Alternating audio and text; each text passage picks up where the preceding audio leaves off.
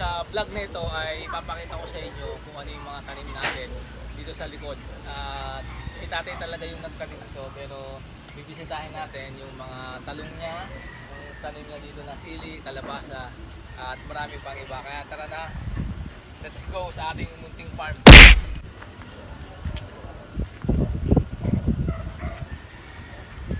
Maray niyan talong dyan, Kuya Billy. Tara, pasukin natin. Wow. Ito lang yung pintuan. Diba ito lang yung pintuan? Ayan yung... Yan ang kamatis nila. Ito tayo kamatis yan. Ayun yung gansan niya, yung malaki na yan. Yan, marami na yung matulog.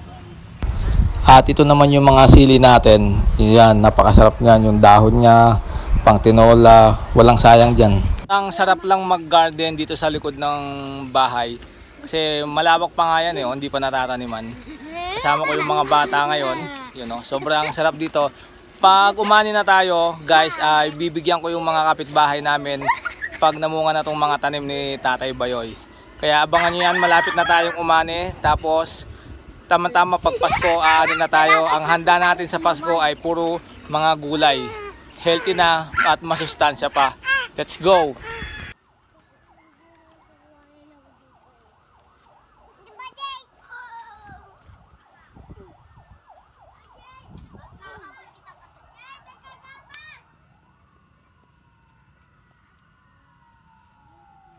Tapos mga ka-intentional, yung dito naman sa likod ay tinaniman ni Tatay Bayoy ng saging sa kakamoting kahoy. Yan. Malapit na siyang mag-harvest. Ito yung likuran.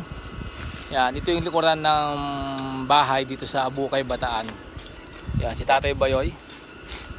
Sobrang masarap magtanim dito. Tapos may mga mangga dito.